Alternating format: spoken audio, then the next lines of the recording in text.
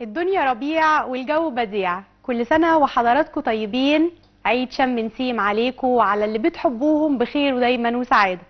كل سنة واخواتنا الأقباط بخير. عيد سعيد عليكم اللهم أمين. ربنا يجعل دايما أيامنا مليئة بالفرح والسرور والأعياد. النهاردة هيبقى يوم مختلف معانا تماما. أنا النهاردة جاية ونيتي حتة صغيرة أبوظ الدايت، بس مش في أول وصفة، في تاني وصفة.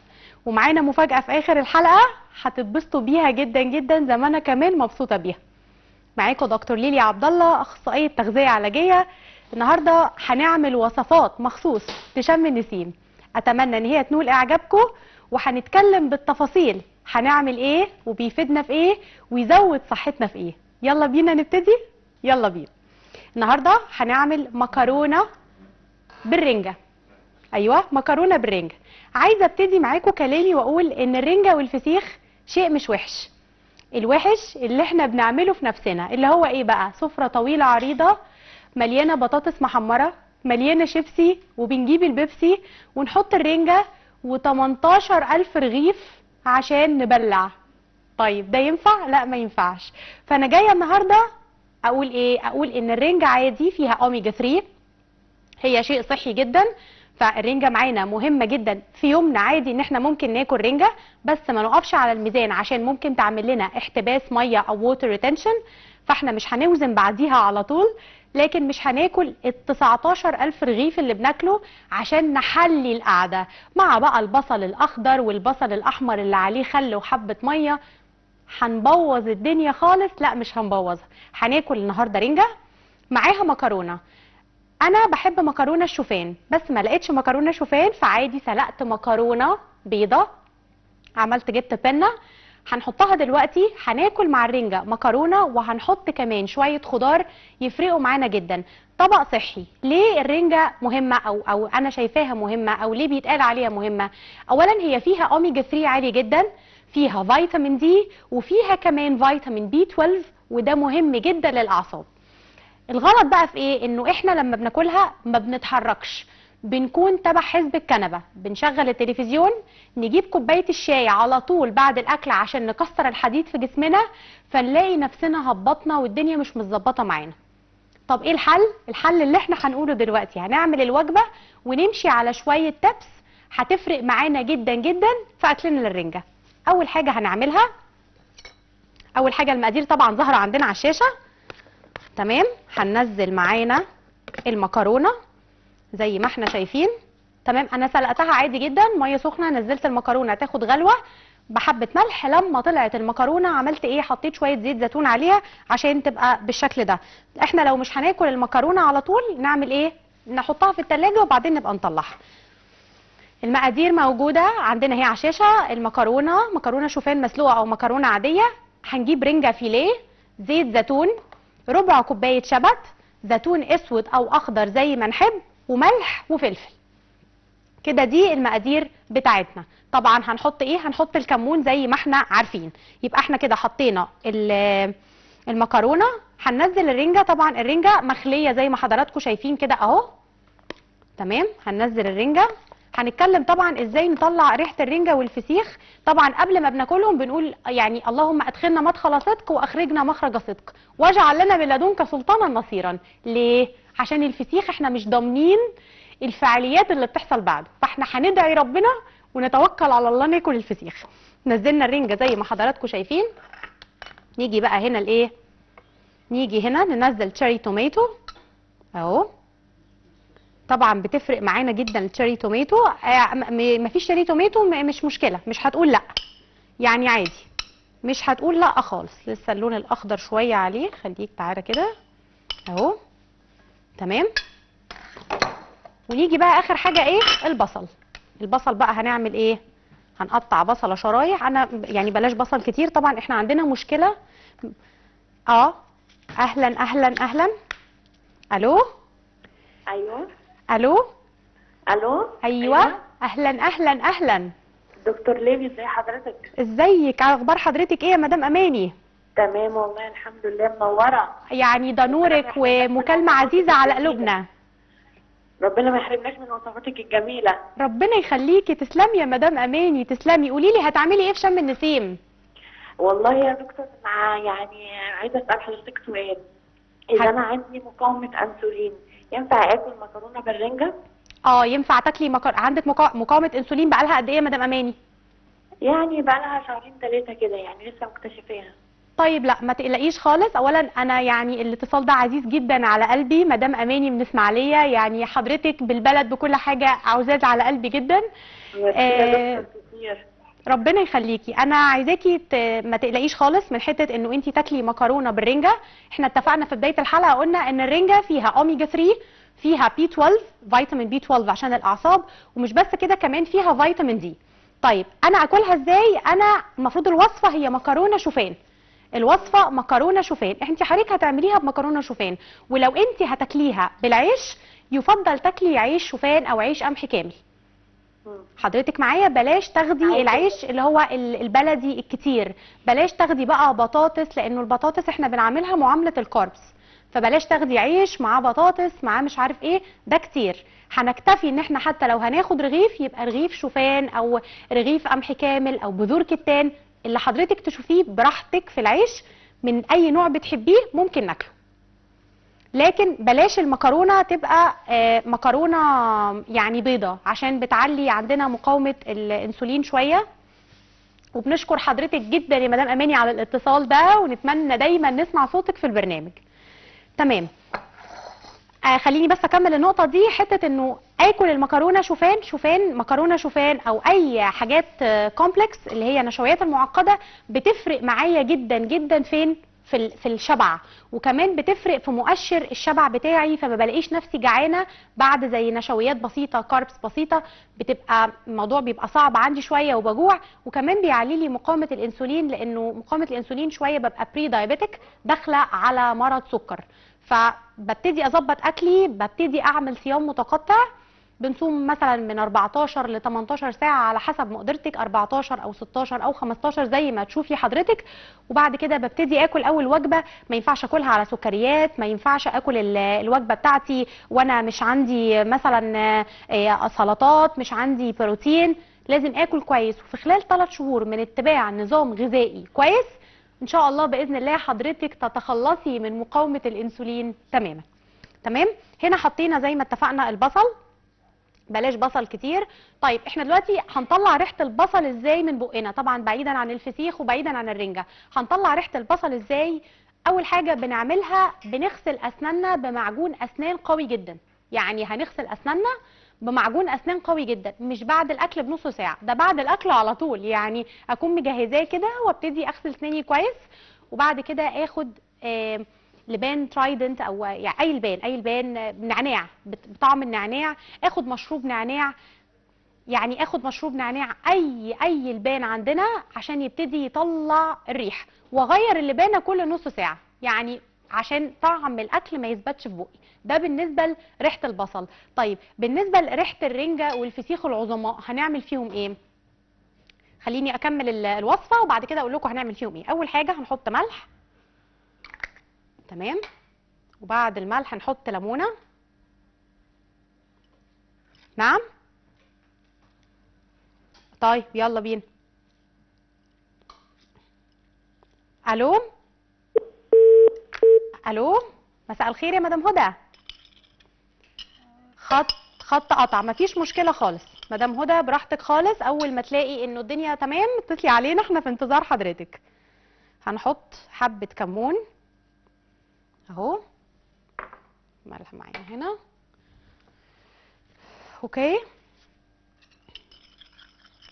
هنا بقى عملنا ايه؟ حطينا الدريسنج بتاعنا زي ما حضراتكم شايفين، يعني ممتاز ممتاز ممتاز جدا. طيب دلوقتي انا عايزه اطلع ريحه الرنجه من ايدي، اعمل ايه؟ اول حاجه بعملها بغسل ايدي كويس جدا، يا اما بحط حبه ليمون، يعني بعمل حبه ليمون حلوين كده، اعصر ليمونه في ايدي عشان ريحه الرنجه بعد ما اخلص اكل، يا اما بايه بحط حبه خل.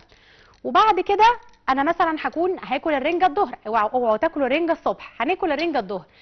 الصبح انا هكون مثلا بعد الفطار خدت فنجان القهوه بتاعي، اسيب ال القهوه اللي هي بتتبقى في الفنجان من تحت اسمها التموه يعني، اسيبها على الجنب، واول ما اخلص اكلي ابتدي اغسل ايدي بالايه؟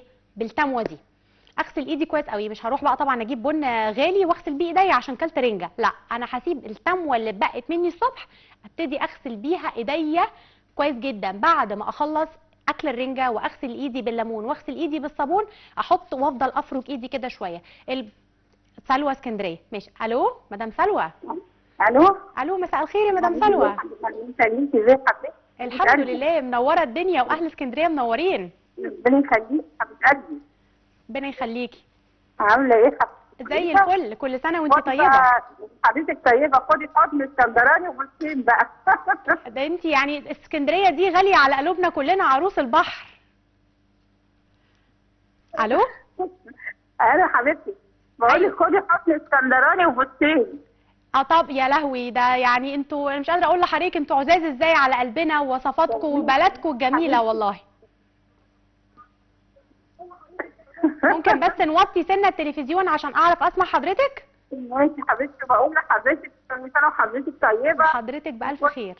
وكل اخواتنا طبعا المسيحيين المصريين طيبين يا رب، وبصحه وسلامه كده. اللهم امين. بمناسبه عيد القيامه المجيد، وبشكر كل حبايبي، بشكر الكاست كله، وبشكر حضرتك على اكلاتك وعلى سيادتك وكمان على نصايحك اللي انت بتتكلمي على المكرونه والشوفان بالنسبه لمستوى السكر. عايزين نصايح حلوه كده من حضرتك. ربنا يخليك. ونصايح حلوه كده لحضرتك حبيبتي. ربنا يخليك يا مدام سلوى، احنا عايزينك بقى دايما تتصلي علينا. في عند حضرتك اي سؤال تحبي اجاوبك عليه يخص الدايت او يا ريت. قولي لي، انا مع حضرتك. بتصل طبعا عشان اقول لك على اكلات للسكر والدايت كده تظبط مستوى السكر في الدم عشان السكر كده والكلام ده. يعني حضرتك عايزه تعرفي ايه الاكلات اللي تظبط مستوى السكر في الدم، صح كده؟ خلاص من عينيا، حاضر هجاوب حضرتك. ميرسي جدا لاتصال حضرتك يا مدام سلوى. اول حاجه تظبط مستوى السكر في الدم ان انا ما افطرش خالص على قهوه، ما اشربش قهوه على الريق. ليه؟ لانه هتعلي الكورتيزول وهتعمل لي مشاكل، هترفع لي قوي قوي قوي حته ان انا مبسوطه وفجاه ههبط. فبلاش خالص، مستوى السكر في الدم هيقل، فبلاش خالص قهوه على الريق. طيب ايه تاني؟ بلاش افطر على بيكرز اللي هي المعجنات، بلاش اكل كرواسون، بلاش اكل باتيه، بلاش افطر على فاكهه، بلاش افطر على البسكوت اللي بيقولوا عليه الشوفان بيعلي جدا السكر عندي. بلاش افطر على اكل مش هو يعني. افطر على ايه؟ افطر على حاجات فيها بروتين عالي. زي ايه الاكلات اللي فيها بروتين عالي يا مدام سلوى؟ الفول، البيض، احنا يعني الحاجات الطبيعيه، الجبنه القريش. طب احنا بنزهق من الاكل ده، ما احنا عملنا رنجه من غير ما نزهق، وعملنا اكلات من غير ما نزهق. ابتدي اعمل البيض بالخضروات، اعمله بسمنه بلدي. لو عايزه يعني اضعف الايمان احط شريحه بسطرمه عليه واعمله بيض بالبسطرمه اومليت. كمان ممكن اعمله فول اسكندراني. يعني ننوع في الاكل. البروتين مع الالياف مهمين جدا. معنى كده ان انا مش هاخد نشويات؟ لا، هتاخدي نشويات، بس هرجع تاني واقول لحضرتك لو في انسولين ريزيستنس او في مقاومه انسولين لازم ناخد النشويات بتاعتنا تكون كومبلكس، معقده. ايه بقى؟ اخد عيش شوفان، اخد واحده بطاطس مهروسه، اخد عيش تورتيه اللي هو اللي بيبقى ببذور الكتان. ده بيفرق معايا فوق ما تتخيلي يا مدام سلوى في الشبع. فبالتالي هنا الانسولين هيظبط. طب انا حد كيف قوي قهوه ويومي ما بيظبطش من غير القهوه، هيبقى فيه مشكله؟ مفيش مشكله خالص. هتاخدي قهوتك بعد الفطار بساعتين. ليه؟ عشان ما نكسرش الحديد في الجسم. يعني من ساعه ونص لساعتين. عايزه اخدها مفيش مشكله. بعد كده بقى ابتدي استنى. لو احنا مرضى مقاومه انسولين ابتدي استنى لميعاد الغداء. احنا قدر المستطاع بنصوم صيام متقطع، بنعمل 8 ساعات او 10 ساعات فطار، بنفطر في اولهم ونتغدى في اخرهم، في النص بناخد سناك. طيب تمام. ايوه. الو ايه؟ يا دكتور منوره يا دكتور. الله يخليك يا مدام ايه، عامله ايه؟ الحمد لله يا حبيبتي. كنت عايزه اسال، انا عامله دايت، كنت عايزه اعرف ايه اخبار الدايت مع الفسيخ والرنجه. معلش، اخبار الدايت مع ايه؟ الفسيخ والرنجه، يعني ممكن ناكل قد ايه؟ انت عامله، بصي ما احنا اهو احنا في بدايه حلقتنا يا مدام ايه قلنا انه ما ينفعش ان احنا ناكل فسيخ ورنجه ب 18 رغيف عيش. طبعا ده عاده عندنا والبطاطس المحمره بتعملي كده يا مدام ايه ولا ما بتعمليش؟ ايوه طبعا. صح. طيب احنا هنعمل ايه؟ هنحاول قدر المستطاع انه احنا ما ناكلش فسيخ ورنجه خالص بعيش. ممكن نعمل مكرونه شوفان لو حضرتك عامله دايت، وانصحك نصيحه لوجه الله بلاش تقفي خالص على الميزان. يعني ما تقفيش خالص يا مدام ايه على الميزان لمده 4-5 ايام. ليه؟ لانه بيحصل ووتر ريتنشن او بيحصل عندي احتباس ميه، فهتقفي بعد فترات طويله من الدايت هتلاقي نفسك ان انت الدنيا هو يا ربي انا مشيت كل ده وفي نفس الوقت انا وزنك زي ما هو، هتحسي ان انت دايما في يأس. فهنقعد اسبوع ما نوزنش ونوزن بعد اسبوع. انت مثلا سي لخبطتي النهارده او بكره على حسب انت ما اكلتي فسيخ او رنجه، حاولي قدر المستطاع انك تبعدي كل البعد يا مدام ايه انه حضرتك تقفي على الميزان. ما بناكلش نشويات، يعني احنا مثلا هنتغدى فسيخ او رنجه، ما بناكلش اي نشويات خالص يا مدام ايه طول اليوم غير في وجبه الايه الغدا. طبعا الطبيعي اللي لازم يحصل ان احنا بنقعد نريح بعد الفسيخ والرنجه. احنا كنا في عركه زي ما بيقولوا كده، فبنقعد نريح على الكنبه. لا احنا هننزل نتمشى نص ساعه. وبعدين قالوا لي مدام ايه من اسماعيليه، فحضرتك ساكنه في بلد بيطلقوا عليها باريس الصغرى، فاحنا ننزل نتمشى في الجاردنز الموجوده في اسماعيليه ونتحرك ونروح ونيجي، ما نقعدش. طب مش قادره انزل او عندي ظروف، اتحرك في البيت، نطي كانك بتنطي الحبل على الهواء. مهم جدا جدا يا مدام ايه ان انا اتحرك وما اكلش نشويات ولا سكريات في اليوم ده. وعليكي وعلى البقدونس بالكرفس. شكرا ليكي يا مدام ايه. حاضر. اخر حاجه قبل ما نطلع فاصل هنحط شويه بقدونس عشان نجرنش الطبق بتاعنا. ويا سلام بقى ايه زي ما احنا قلنا ايه نعناع. كده احنا خلصنا مكرونه بالرنجه مليئه بالفيتامينز مليئه بحاجات جميله. فاصل ونواصل الفقره الثانيه.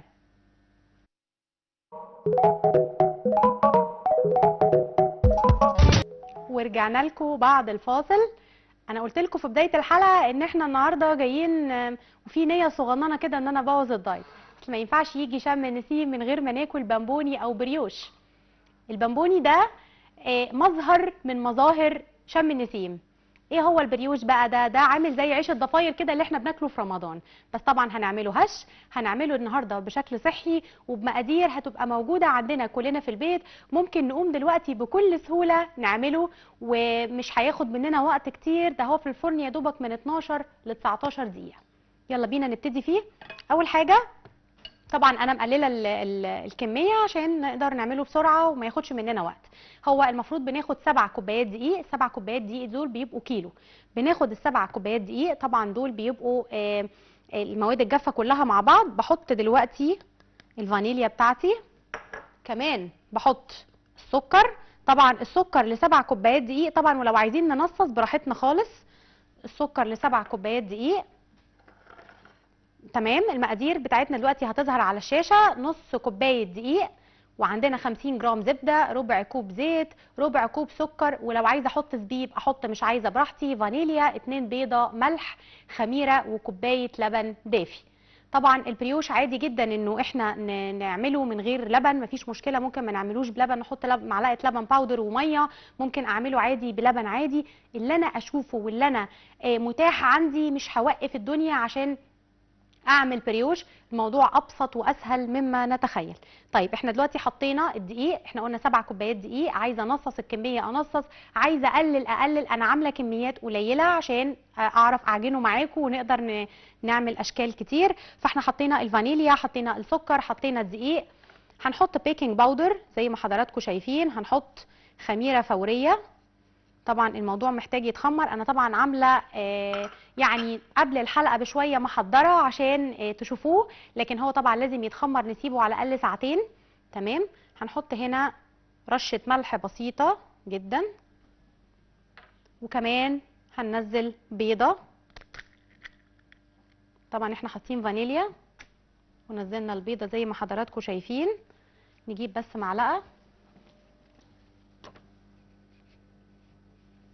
اوكي. نقلب كل المكونات دي كلها مع بعض تمام اهو.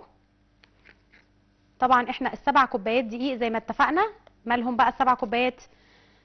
هنحط لهم بيضتين بس، انا مقلله الكميه، فاحنا بالتالي مش هنحط البيضتين كاملين.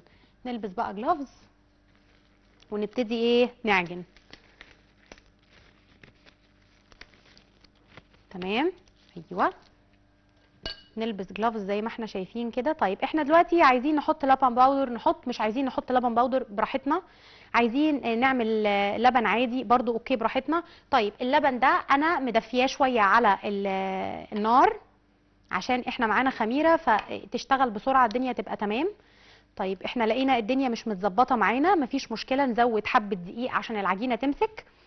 الدنيا متظبطه تمام خير وبركه، مش متظبطه عادي قوي براحتنا. عايزين نخلي نص لبن ونص ميه اوكي، عايزين نحط زيت مع الزبده اوكي، عايزين نعملها بزيت بس اوكي. كل اللي احنا عايزينه نقدر نعمله ويكون متاح معانا عادي جدا. اهو اهو نعجن، نفضل نعجن بقى فيها حبه حبه محترمين، حبه حلوين يعني، مش مثلا دقيقه ولا بتاع، لا نعجن احنا بايدينا، لان كل ما نعجن كل ما الخميره الفوريه هتشتغل وتبقى زي الفل. طيب الناس اللي عندها مقاومه انسولين او عندها كوليسترول عالي او تاكل هتاكل. ما هو بصوا، ما احنا دلوقتي في عيد، عيد شم النسيم، واخواتنا المسيحيين عيد القيامه المجيد، كل الكلام عيد الميلاد المجيد عفوا. فكل الاعياد دي مش هينفع الناس تبقى بتاكل وانا قاعده بتفرج عليهم. طيب هاخد هاخد حته، او لو احنا اشتريناه من بره واحده كبيره اخد نصه، طب لو هي صغيره اخد واحده مفيش مشكله. بس بقى اكون محافظه ان انا مش مبهدله الدنيا في الرنجه، مش مبهدله الدنيا في الفسيخ، مش الدنيا مش متبهدله مني على الاخر، يعني اكون كين قوي انه نطلعها بقى كده من الطبق، تخرج من توبها، ونقعد بقى نعجن فيها ويحنا هي. يلا اهي اهي تمام كويس. نقعد بقى نعجن فيها لحد اهي.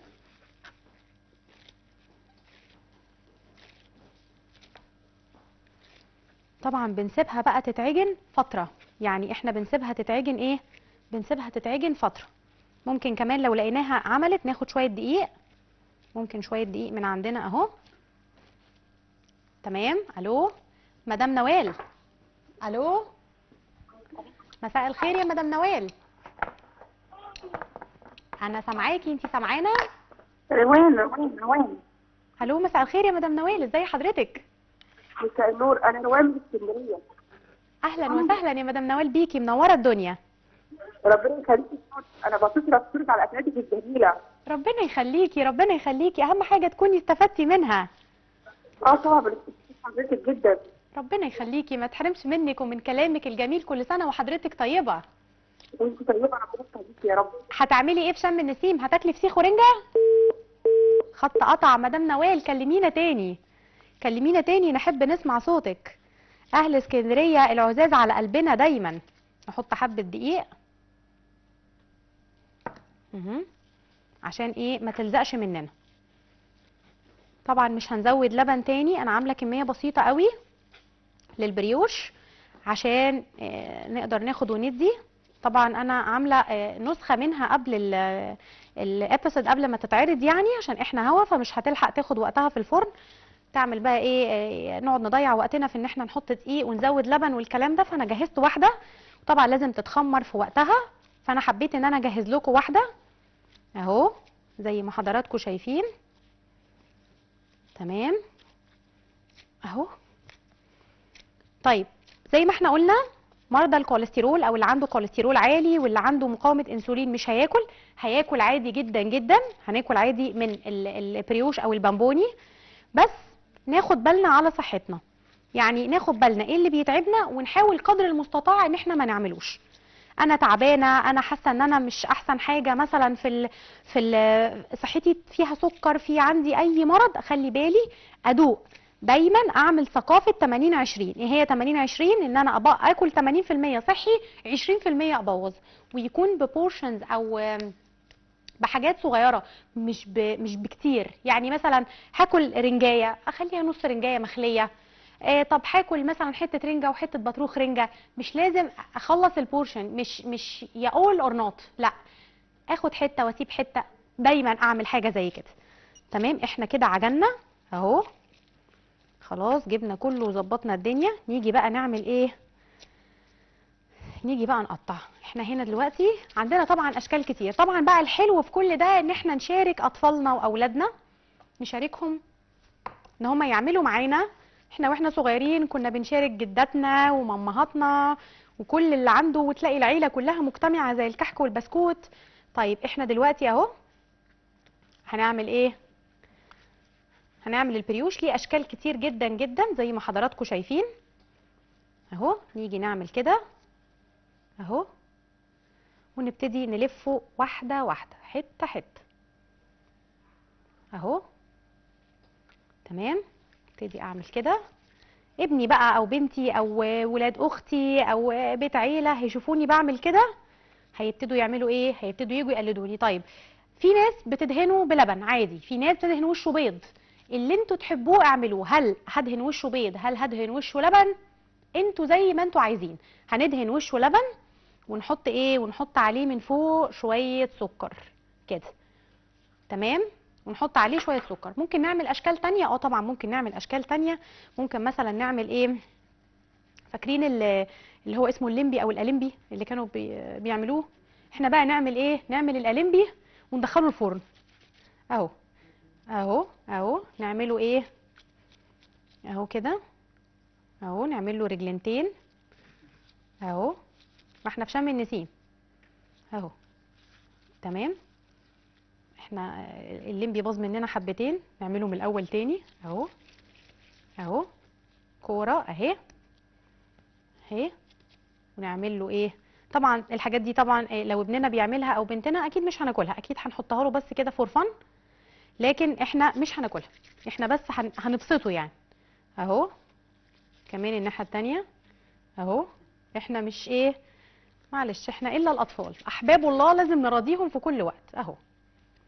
ونحطها له. طبعا كلنا واحنا صغيرين عملنا الحاجات الحلوه دي وايه، وسبناها ما كلناهاش، بس كنا فرحانين جدا بيها، وكل اللي يجي لنا يزورنا يقولوا احنا عملنا عجينه الليمبي، احنا عملنا. اكيد كلنا مرينا بالحاجات دي اهو. عملناه اهو، مش عارفه هو باين ولا لا اهو اهو اهو اهو. عندنا اهو.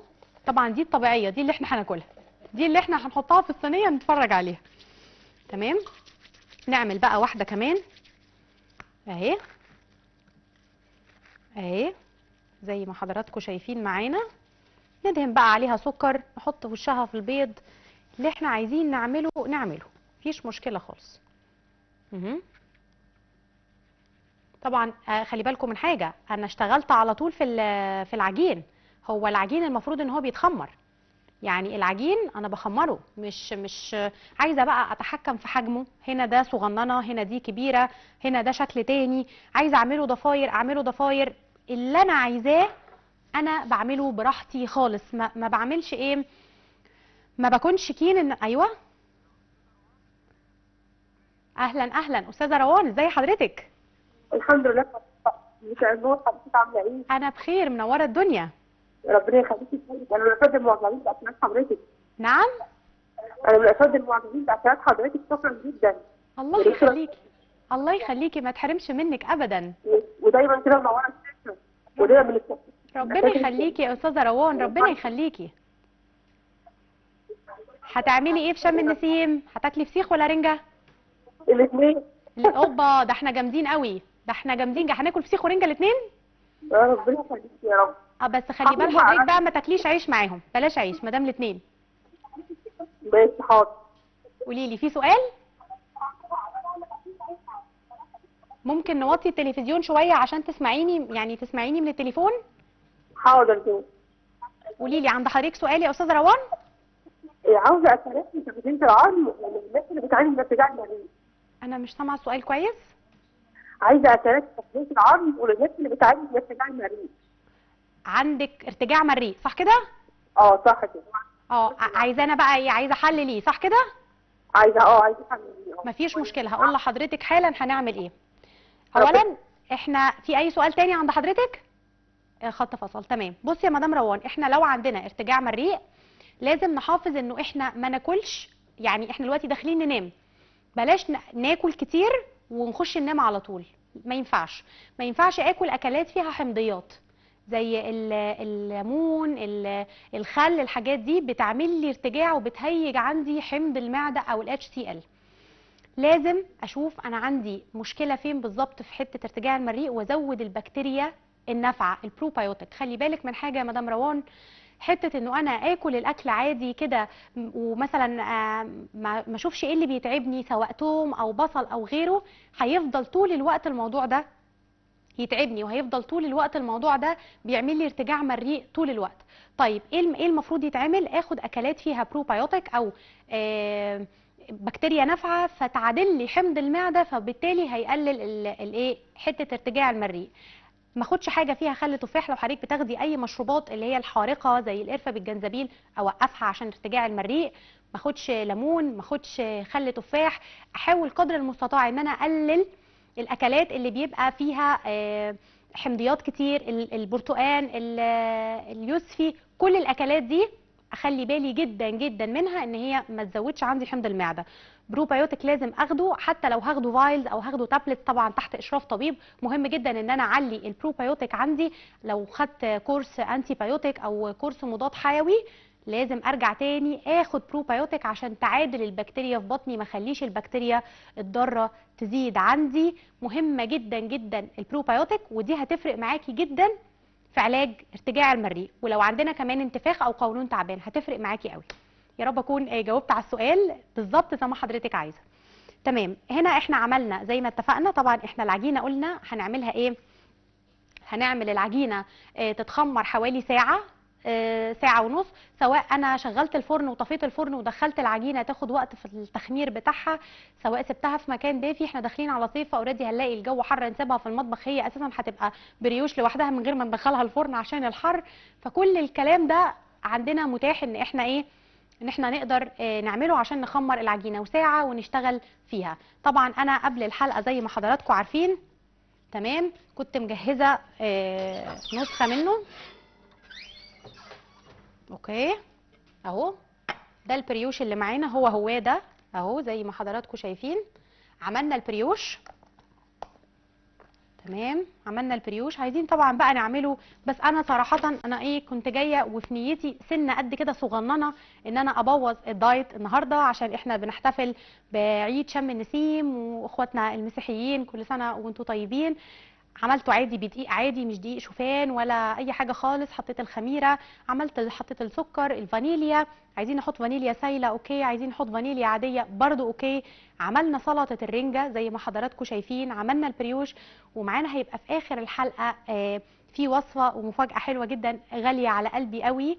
عملنا وصفات كتير، اتكلمنا كمان في التغذيه، اتكلمنا ازاي نتغذى، ازاي ناكل بشكل صحي، ازاي ما نحسش انه احنا حارمين نفسنا من حاجه. قلنا هنعمل وصفه ال80-20 80-20، انه انا باكل كل حاجه صح. لو انا خارجه او رايحه في مكان ما احرمش نفسي من اكل، بس ما اخدش البورشن كامل من A to Z. يعني مثلا انا هقوم اكل بورشن مثلا طبق كامل من A to Z، فهو والله انا هاكل الطبق كله. اعود بطني، اعمل انا تكميم لنفسي بحرفيه. مش لازم اروح اعمل تكميم عشان اقدر اقلل اكلي. انا ممكن اقلل البورشنز اللي داخلالي، اشرب ميه وانا باكل. اللي يقول لك اصل الميه بتعمل كرش، مفيش الكلام ده. اللي بيعمل كرش هو الدهون اللي احنا بنراكمها في جسمنا. بلاش اخد ميه طول قصدي بلاش ابطل اكل او ابطل ميه قبل الاكل ب10 دقائق. ممكن عادي انه انا اشرب كوبايه ميه اثناء الاكل، في كوبايه ميه جنبي. بلاش اخد ميه غازيه. نعم تمام اوكي. هنطلع فاصل ونرجع تاني مع اخر وصفة واخر مفاجأة في يومنا. فاصل ونواصل.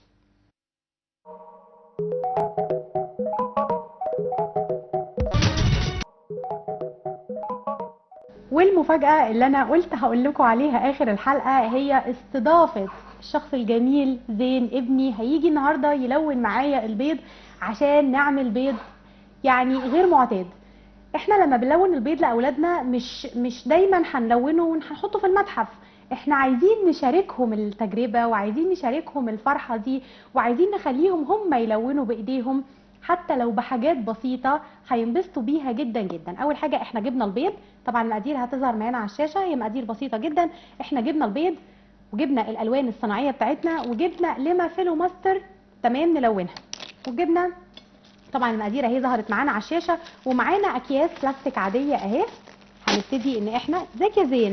ازيك يا ماما؟ عامل ايه يا حبيبي؟ الحمد لله. تعرف ان انت منور الدنيا كلها؟ بجد مبسوطه جدا ان انت معايا النهارده، ومبسوطه ان انت هتلون عشان في البيت ما تقوليش عايزه الون بيض. ماشي. احنا هنلون خلاص كده الموضوع انتهى. تمام ماشي مفيش مشكله. يلا، تحب تختار ايه كالرنج؟ تعمل كالرنج ايه بالظبط؟ انت في سنه كام الاول يا زونه؟ يير 3. يير 3. اوكي، طب انت عارف فوائد البيض ولا ما تعرفش؟ ايه فوائد البيض؟ فوائد البيض اول بص وانت حاجه بتتكلم. اول حاجه بيديك طاقه. طاقه. بيقوي عضلاتك. اوبا صح شاطر. وبعد البيض، بعد ما تاكل البيض فورا تكون مجهز فرشه اسنان عشان تاكل، عشان تغسل اسنانك. عشان تغسل. طيب انت عارف ان احنا لما ناكل البيض يا زين واحنا جايين من التمرين يخلينا نبني عضلات؟ قبل ما ننام. صح كده؟ يعني مش ناكله وننام، احنا نبني عضلات عشان الفول والبيض دايما اي تمرين نخلصه ناكل بروتين نبني عضلات. الفول والبيض مع بعض بيجيبوا بروتين جامد جدا. برافو شاطر، ودي حاجه جميله جدا. انت عايز تعمل كلرنج مثلا، تعالى نحط لون. احنا هنحط لون هنا، طبعا خلي بالنا جدا واحنا مع ولادنا. احنا هنعمل ايه؟ هنحط البيضه كده ونحط مثلا احمر معاه. نحط احمر. طب خلي الاحمر مع الاصفر في لون تاني اهو. احنا هنعمل كده، تفضل كده في لون تاني. ابتدي بقى لفها كده عقبال ما احط لك تعمل كلرنج لون تاني اهو. نحط مثلا، انت عايز اصفر واحمر؟ ايوه ممكن تحط اهو نقطه. هاتي يلا. هنحط الاصفر والاحمر، طبعا الوان صناعيه. احنا مش عايزين بقى نعمل الوان صناعيه، ممكن نجيب حله عادي نسلق فيها البيض، نسلق البيض عادي ونحط معاه كركديه وكركم، هيطلع لون عادي. بس احنا بنعملها فور فن، يعني مش لازم بيض غالي زي ما احنا عارفين، فاحنا مش لازم نحط كميات بيض كبيره. ممكن كل طفل بيضه او بيضتين، وطبعا نجيبه بيض لونه ابيض، بلاش يبقى بيض احمر عشان تقدر الالوان تبقى ظاهره وواضحه فيه اهو. كده يا مامي خلاص. كده وريني يا زونه اهو. بس كده حلوه قوي قوي قوي. ماشي تمام. نطلعها بقى، حط بيضه تانية هنا. نبتدي نجيب البيضه التانية هنا. بالراحه. خلاص. طبعا بنسلق البيض كويس عشان ايه؟ لما الولاد يفتحوه ما يكونش طبعا نص سوا ولا حاجه، عشان لما الولاد يفتحوه يبقى قدر المستطاع معمول ايه؟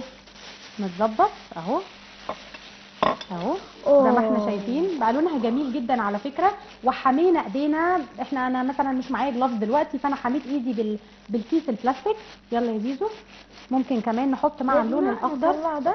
ممكن نحط مع اللون الاخضر ايه؟ ممكن نحط ايه تاني؟ لون ايه يحط مع اللون اخضر؟ ازرق. ازرق.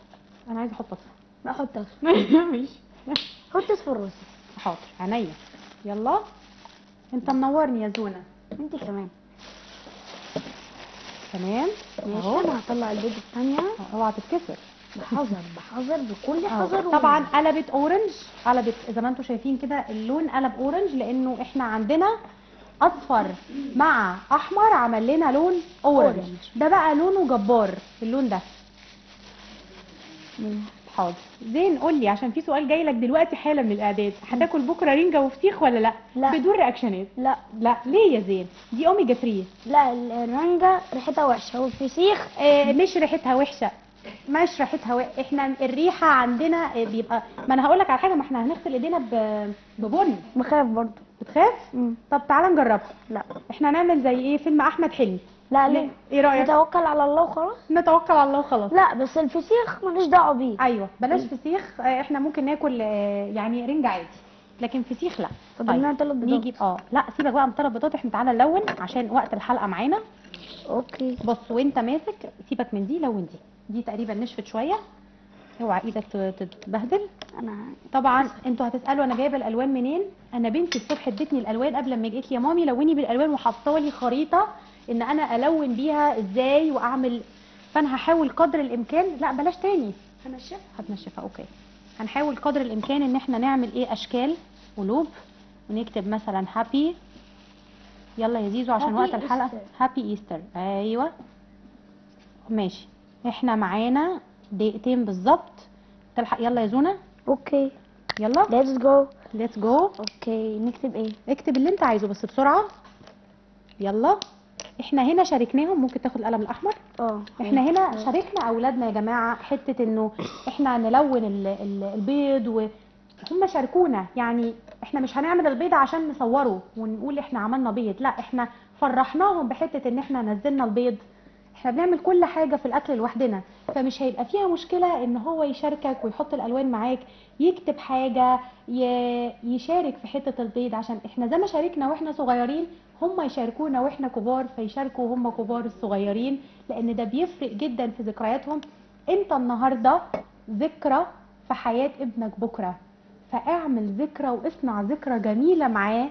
مش لازم بس قدام الناس، اصنع ذكرى ما بينك وما بينه دايما تكون جميله.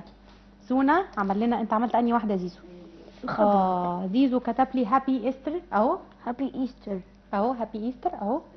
هابي ايستر. الله الله الله. ممكن نعمل قلوب، ممكن نعمل حاجه حلوه عليها. ماشي مفيش يلا. مشكله. انت شكل خطك حلو يا زيزو. يلا هابي ايستر. يلا اعمله بالبينك. لا اعمله بنفس اللون عشان هيبان بنفس اللون الراد. يلا بسرعه وثبتها ووريها. تمام حلوه جدا جدا. الله جميله قوي. يا ريت تعملوا تخلي ولادكم يعملوا وصفات البيض دي وبعتوها لي عندي على البيج او على بيج القناه. ابعتوها وانا المره الجايه ان شاء الله باذن الله هنزلها اهو كده يا زونا. حطها هنا اهي. المره الجايه انا هنزل الوصفات باسم كل طفل. يا ريت تعملوا تخلوا الولاد وتصوروهم كل واحد معاه البيضه بتاعته زي زين كده ما هو متصور. خلاص يا زونا هنبص هنا.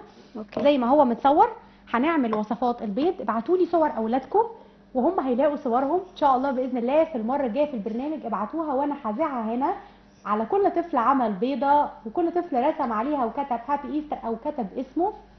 هذيع الوصفه دي هنا في البرنامج. عايزه انهي معاكم الكلام واقول لكم احنا النهارده عملنا ايه.